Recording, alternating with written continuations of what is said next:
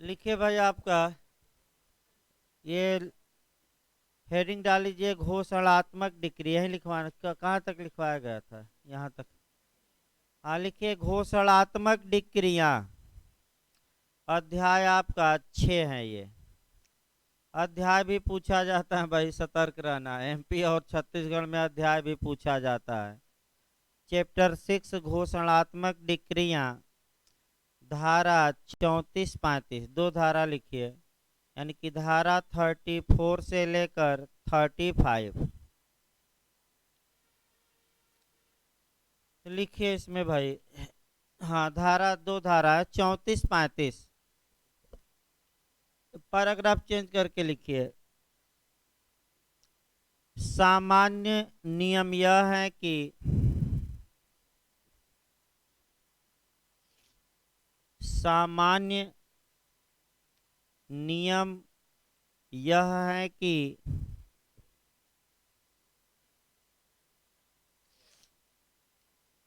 जहां अधिकार है वहां उपचार है।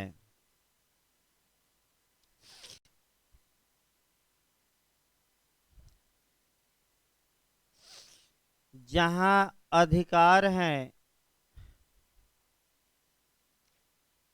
वहां उपचार है, यानी कि इसको कहा जाता है यूबी जस आईबी रेमेडियम। यूबी जस आईबी रेमेडियम। इसी लाइन में लिखिए। अर्थात अर्थात जब किसी व्यक्ति के अधिकार का उल्लंघन होता है, अर्थात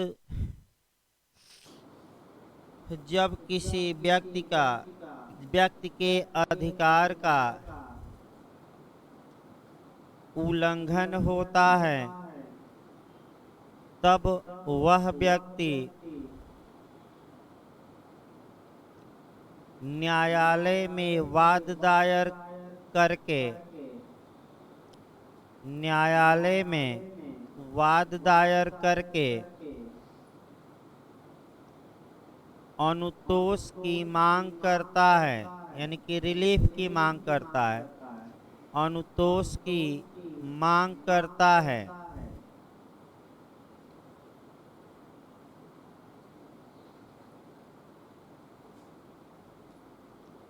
लेकिन यह विधि का पूर्ण नियम नहीं है।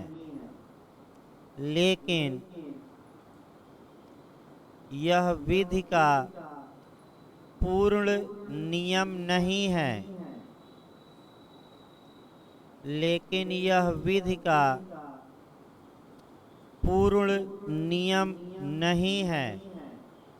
कभी कभी ऐसी स्थिति भी आ जाती है, कभी कभी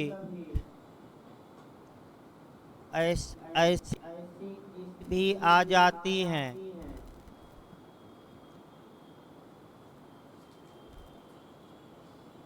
जब अधिकारों का स्पष्टतः उल्लंघन तो नहीं किया जाता, जब अधिकारों का स्पष्टतः उल्लंघन तो नहीं किया जाता, लेकिन उनके अस्तित्व से इनकार किया जाता है। लेकिन उनके अस्तित्व से इनकार किया जाता है। ऐसी दशा में ऐसी दशा में घोषणात्मक डिक्री हेतु ऐसी दशा में घोषणात्मक डिक्री हेतु वाद दायर किया जाता है। वाद दायर किया जाता है।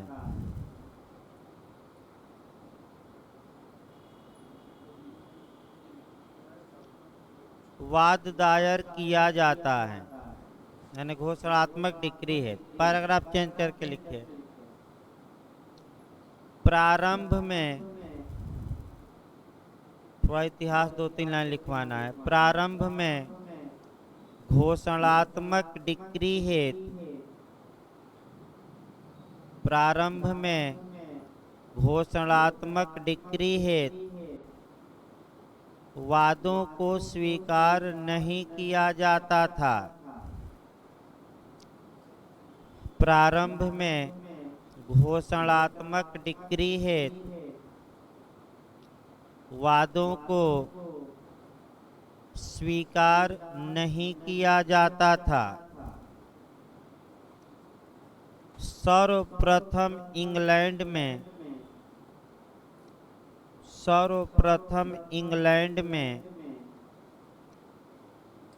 1852 ईस्वी में, यानी कि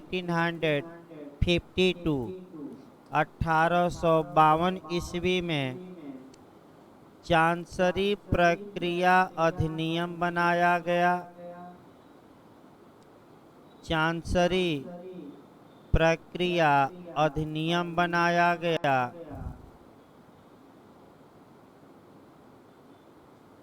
तथा इसकी धारा 50 के तहत, माने 50, तथा इसकी धारा 50 के तहत ऐसे अधिकारों या हैसियत, ऐसे अधिकारों या हैसियत के अस्तित्व के इनकार, ऐसे अधिकारों या हैसियत के अस्तित्व के इनकार किए जाने पर उपचार की व्यवस्था की गई। किए जाने पर उपचार की व्यवस्था की गई।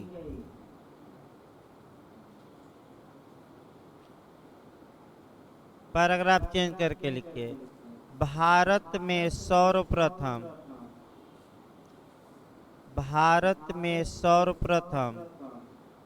घोषणात्मक डिक्री का प्रावधान, भारत में सर्वप्रथम घोषणात्मक डिक्री का प्रावधान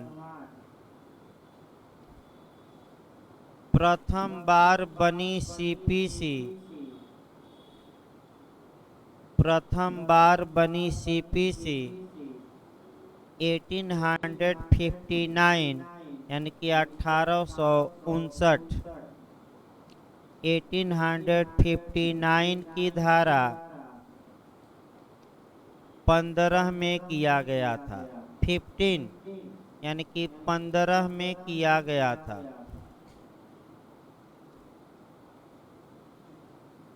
तत्पश्चात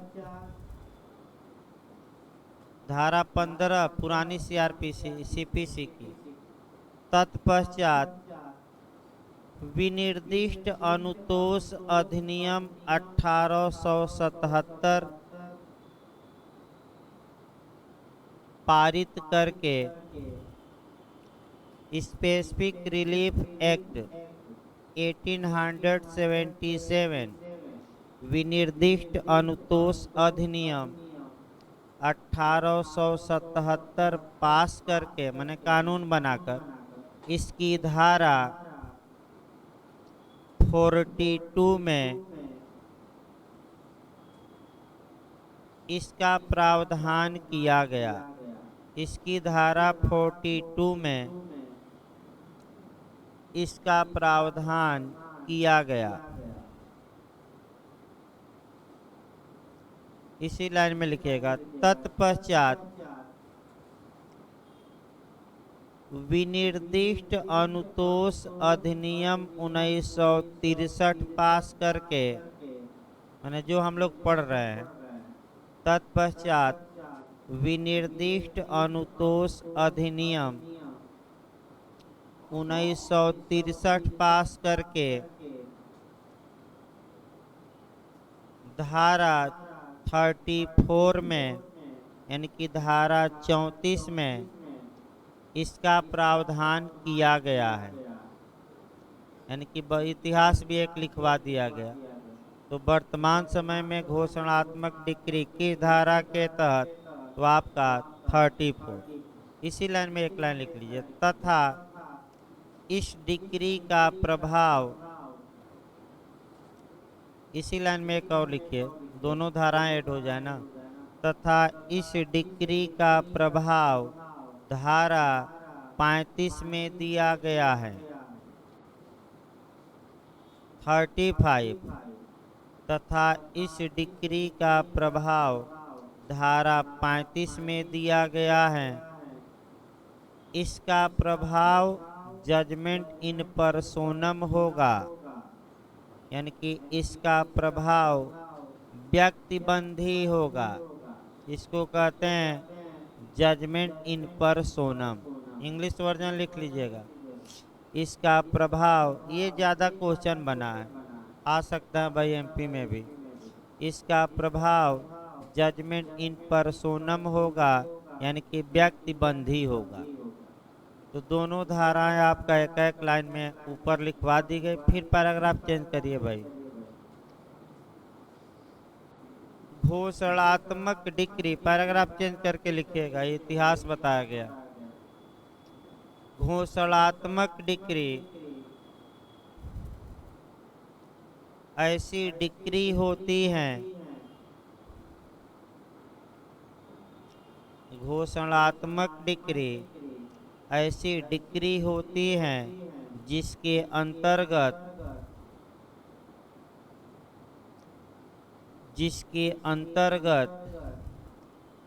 न तो प्रतिकर देय होता है, माने कोई मुआवजा नहीं मांगा जाता, न तो प्रतिकर देय होता है और न ही उस डिक्री के निष्पादन की आवश्यकता होती है, और न ही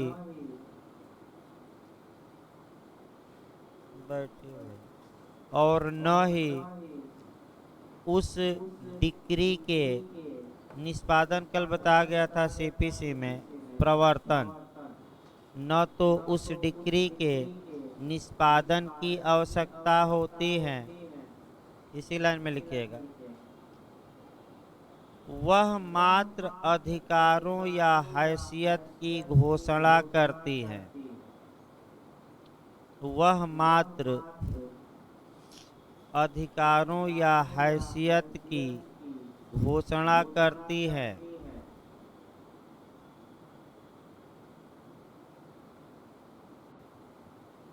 इसका मुख्य उद्देश्य, आजकल उद्देश्य भी पूछा जा रहा है, इसका मुख्य उद्देश्य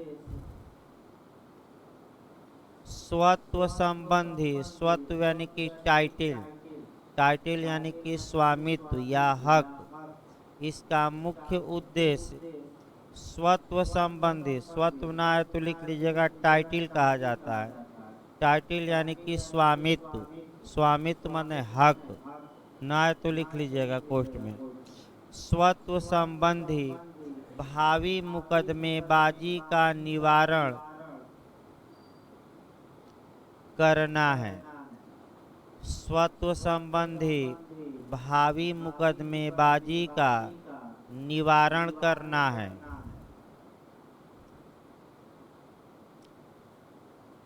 हेडिंग डालिए भाई, आपका धारा 34 हेडिंग डाल लीजिए, सेक्शन 34, ये सारे का सेक्शन 34 हेडिंग डाल लीजिए, तब लिखवा जाए। पारिस्थिति की या अधिकार की घोषणा के बारे में, हेडिंग डाल लीजिए, पारिस्थिति माने स्टेटस, पारिस्थिति की या अधिकार की घोषणा के बारे में न्यायालय का विवेकाधिकार,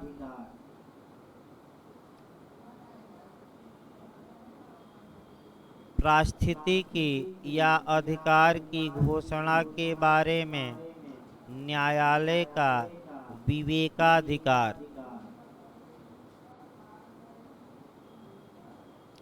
पैराग्राफ चेंज करके लिखिए। कोई व्यक्ति कोई हैसियत या विधिक अधिकार रखता हो। पैराग्राफ चेंज करके लिखिएगा। कोई व्यक्ति कोई हैसियत या विधिक अधिकार रखता हो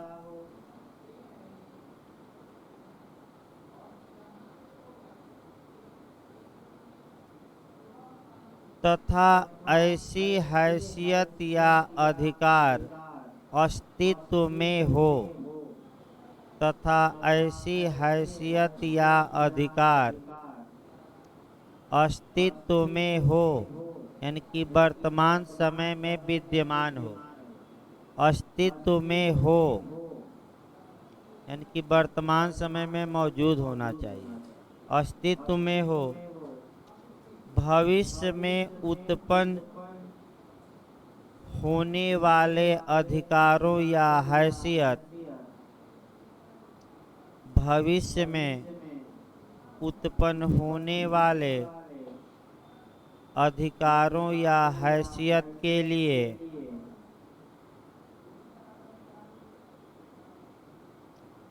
इस धारा के तहत वाद नहीं लाया जा सकता। भविष्य में उत्पन्न होने वाले अधिकारों या हैसियत के लिए इस धारा के तहत वाद नहीं लाया जा सकता। यानी वर्तमान में हो, भविष्य नहीं। अगला लिखिए। पैराग्राफ चेंज करके लिखिए।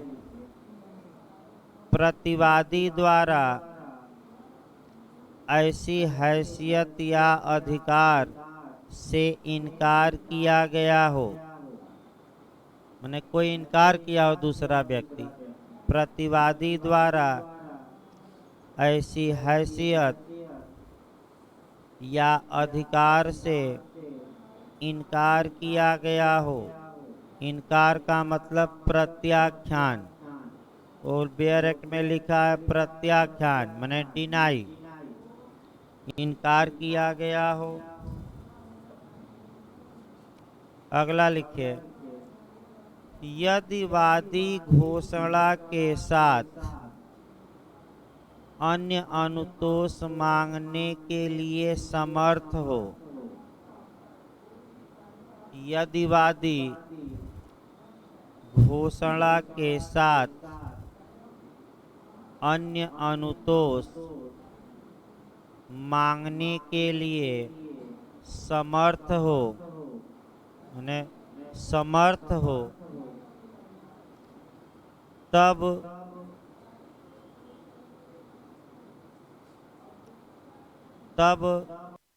बैठे वहीं तब जब तक कि वह अन्य अनुतोष न मांगे, जब तक कि वह अन्य अनुतोष न मांगे, घोषणात्मक डिक्री का वाद खारिज कर दिया जाएगा। घोषणात्मक डिक्री का वाद खारिज कर दिया जाएगा।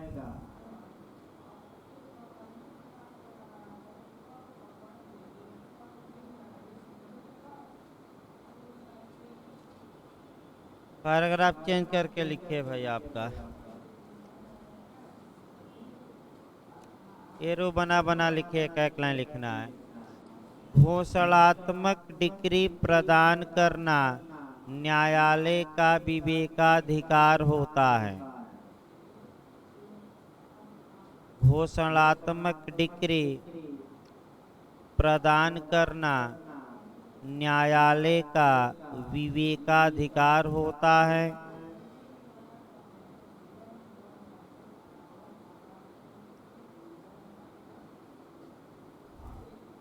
इसकी मांग अधिकार के रूप में नहीं की जा सकती।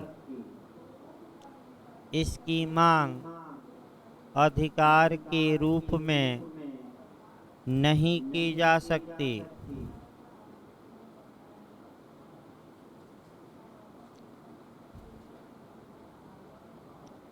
इसके कुछ उदाहरण निम्नलिखित हैं। इसके कुछ उदाहरण निम्नलिखित हैं। 6-7 उदाहरण लिखिए। लिखिए आपका आयु की घोषणा कराना, माने मैं इतनी एज का हूँ, न्यायालय क्या करे, केवल घोषित, और हमें कोई रिलीफ नहीं चाहिए। लिख लीजिए 5-6 उदाहरण भाई, हो सकता है उदाहरण भी बन जाए लास्ट में। आयु की घोषणा कराना, पुत्र पुत्री पति पत्नी, कामा देते रहेगा, पुत्र कामा दीजिए पुत्री, कामा दीजिए पति पत्नी, दत्तक पुत्र या पुत्री की घोषणा कराना, माने गोद ली हुआ, एडॉप्शन, दत्तक पुत्र या पुत्री की घोषणा कराना,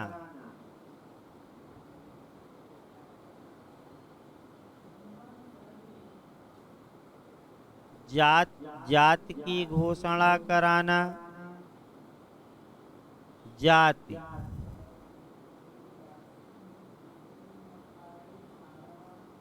दस्तावेज पर हस्ताक्षर जाली होने की घोषणा कराना,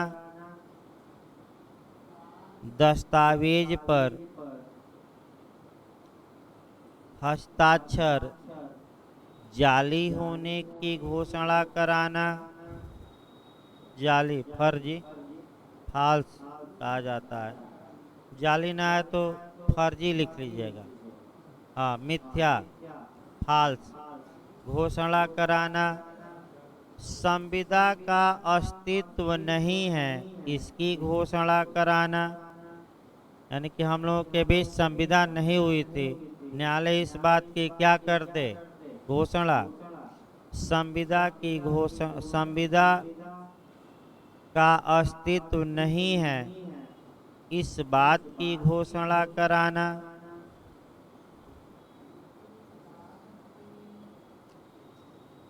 अगला लिखिए, कोई मार्ग सार्वजनिक हैं या व्यक्तिगत हैं, ये उदाहरण ज्यादा पूछा जाता है, रास्ते वाला।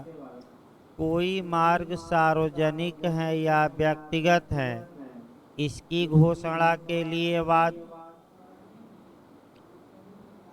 इसकी घोषणा के लिए वाद, इत्यादि। इतना लिस्ट पर्याप्त है, 6-7, इत्यादि, इत्यादि लिख लीजिएगा। अब लिखिए धारा 35, घोषणात्मक डिक्री का प्रभाव। घोषणात्मक डिक्री का प्रभाव।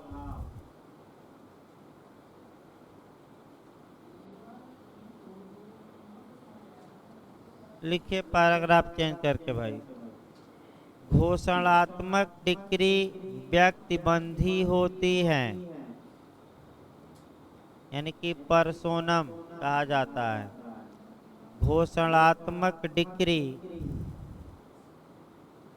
व्यक्तिबंधी होती है, यह केवल पक्षकारों एवं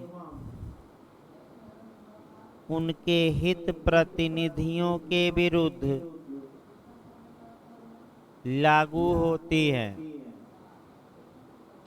घोषणात्मक डिक्री व्यक्तिबंधी होती है तथा यह केवल पक्षकारों एवं उनके हित प्रतिनिधियों के विरुद्ध लागू होती हैं।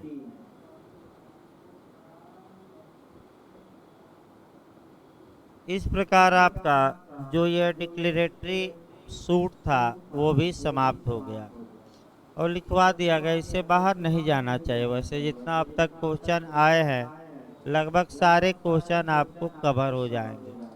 अब आइए भाई आपका हेडिंग डालिए ब्यादेश या इंजक्शन। लिख के आज भाई लेक्चर कल दिया जाएगा। आज लिखवा देते हैं, कुछ लेक्चर कल दिया जाएगा। आपका 2 लेक्चर में हमें लगता है हो जाना चाहिए। नहीं होगा तो शनिवार को सीपीसी रोक के सारे पूरा कर दिया जाएगा। लेकिन शनिवार तक इसे क्या करना है, लेक्चर हर हाल में भाई समाप्त कर दिया जाए, कल परसों 2 दिन, ताकि अगले हफ्ते से भाई नया कानून शुरू किया जाए।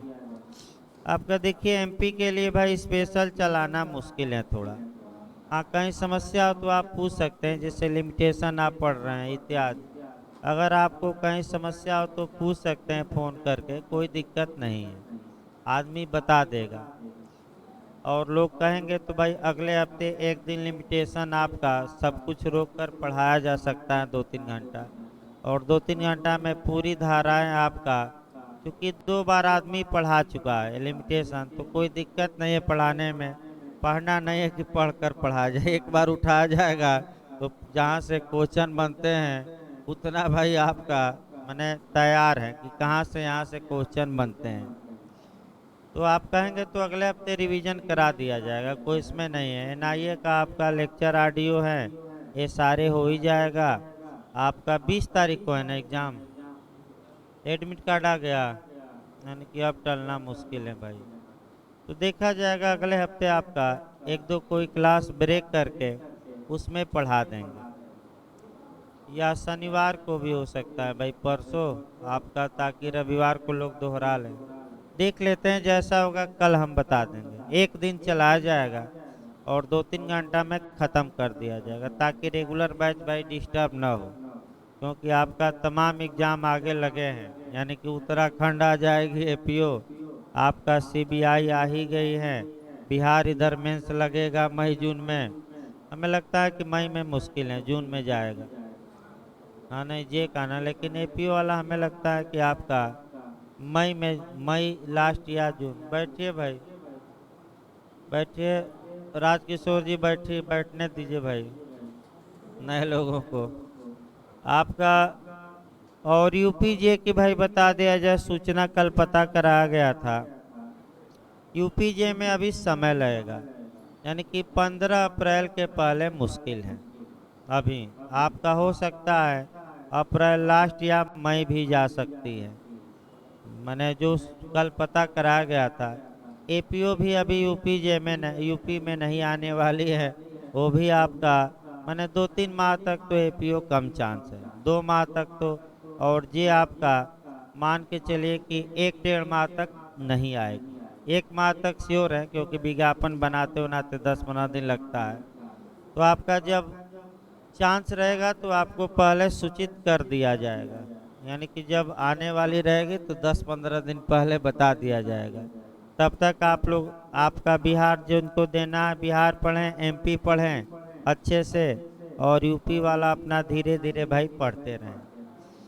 देखिए अब आपका लिखिए भाई व्यादेश, या इसको इंग्लिश में कहते हैं इंजेक्शन। इंजेक्शन यहाँ से आपका प्री में इस बार बिहार जे में आपका 2-3 क्वेश्चन आया था, मैंने थोड़ा घुमावदार भी आया था। सेक्शन भी आया था भाई, सेक्शन भी इधर याद रखना है। यानी कि इस बार बिहार जे ने इधर से लास्ट से जो धारा 36 से लेकर 42 तक धाराएं हैं, इन धाराओं से ज़्यादा क्वेश्चन बनाया। मेंस में भी 1 या 2 क्वेश्चन आता है। तो व्यादेश के बारे में जो जानना है, आपका व्यादेश होता क्या है, व्यादेश के प्रकार बताइए। ये भी बिहार मेंस में कई बार आया है कि इंजेक्शन को परिभाषित करते हुए इसके प्रकारों का उल्लेख करिए। तो प्रकार बताया जाएगा। अब एक पहले उदाहरण देखिए, ताकि आपका कह सकते हैं कि इंजंक्शन या व्यादेश। व्यादेश एक प्रकार से न्यायालय का आदेश होता है। पहले ये जानिए, व्यादेश का मतलब क्या हुआ?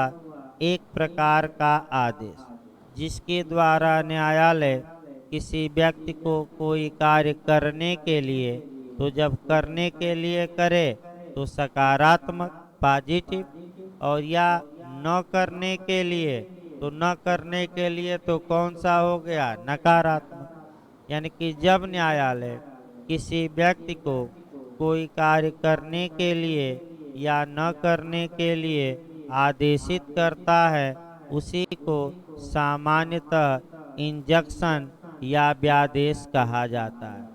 व्यादेश केवल इशारे से गवर्न नहीं होगा, आपका समय की दृष्टि से और प्रकृति की दृष्टि से व्यादेश को अलग अलग बांटा गया है।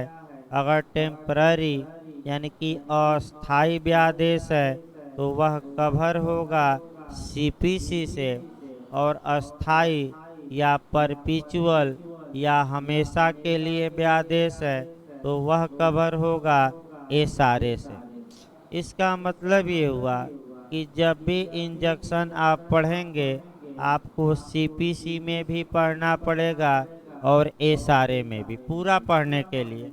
फिर एक बार, अस्थाई व्यादेश कहाँ से गवर्न होगा? तो सीपीसी से।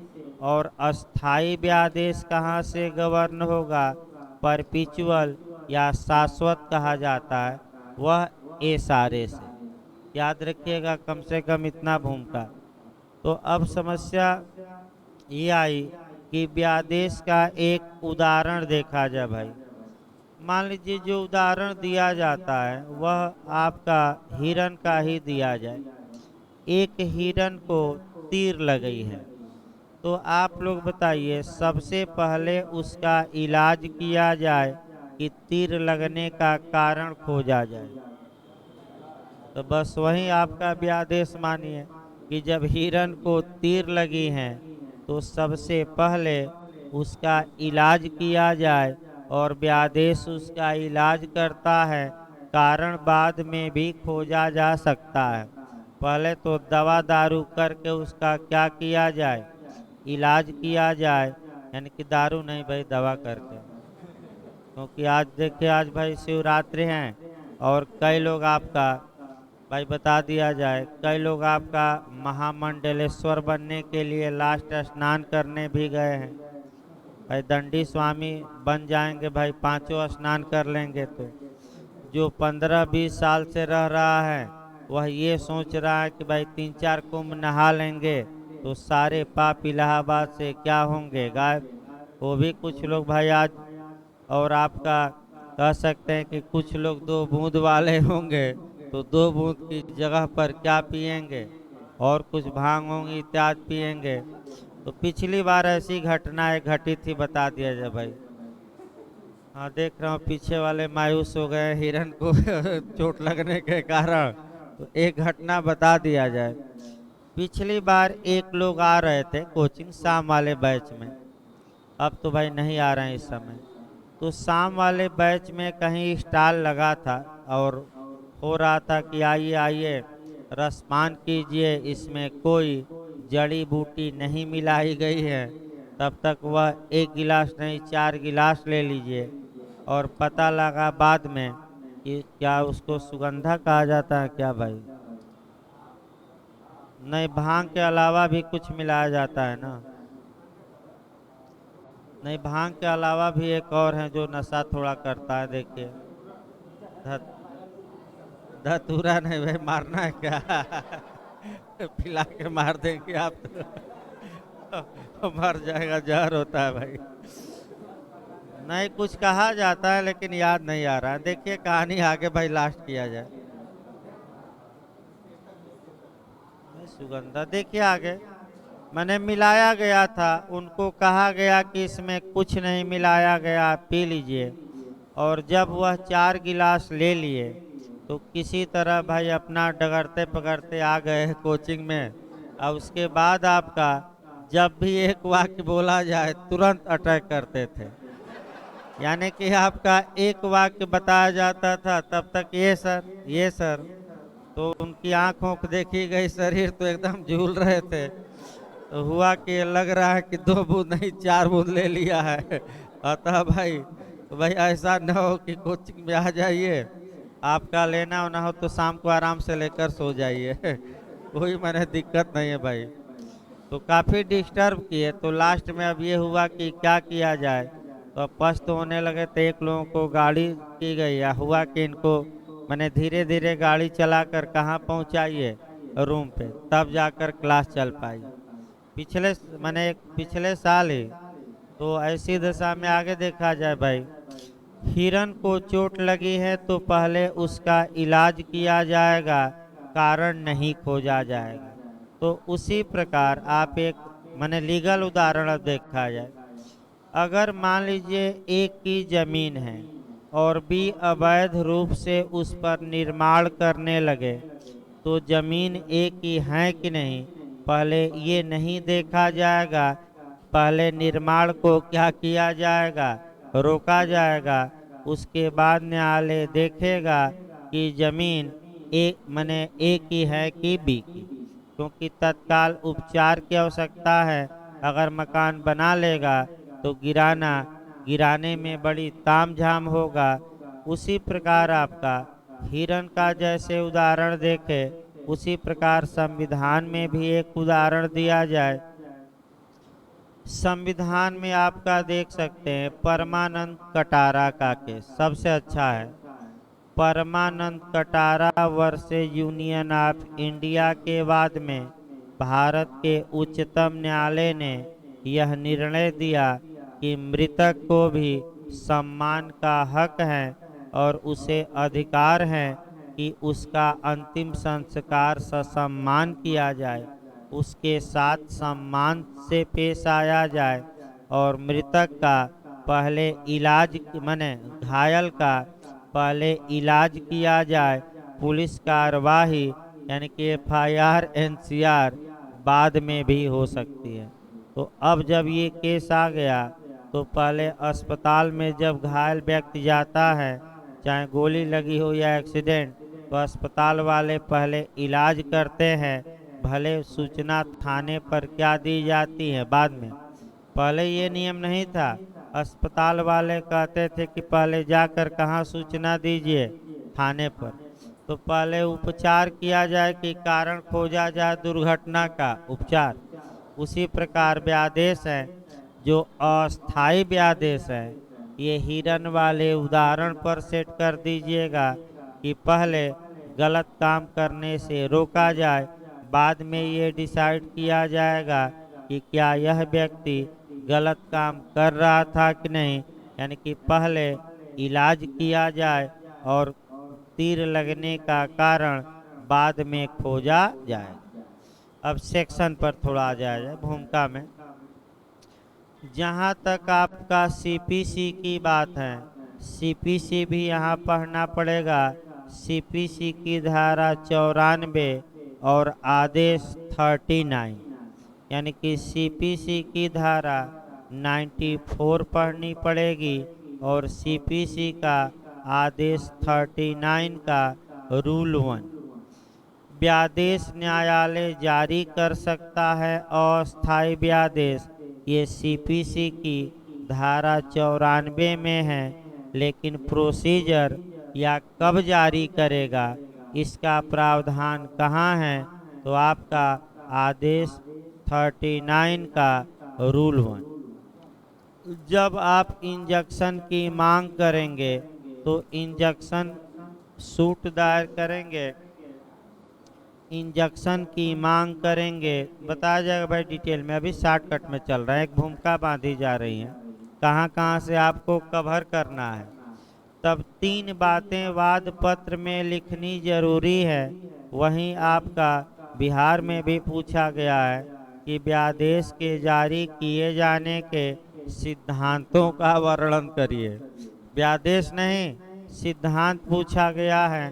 तो इंजेक्शन या व्यादेश 3 सिद्धांतों पर आधारित है और वे 3 सिद्धांत हम अच्छे से बताएंगे आगे, ये याद रखिए। अगर अस्थाई व्यादेश है तो किसके तहत वह कवर होगा? सीपीसी। और अगर शाश्वत व्यादेश या परपिचुअल या मैंडेटरी आज्ञापक कहा जाता है तो ऐसी दशा में वह कवर होगा कहाँ से? एसारे से। और एसारे की धारा 36 और 37 में निवारक अनुतोष है, प्रिवेंटिव रिलीफ है। और आपका धारा 38 से लेकर 42 तक में इंजेक्शन है या व्यादेश है। तो अध्याय 7 में आपका निवारक अनुतोष माने कैसे ये सब होगा इंजेक्शन, और अध्याय 8 में इंजेक्शन है। तो रेस्ट ले लीजिए भाई, कल इसको मैंने तैयार भी नहीं हो पाया है, कल इसको पढ़ाएंगे इंजेक्शन डिटेल में। तो रेस्ट ले लीजिए, सीपीसी भाई चलेगी आपका।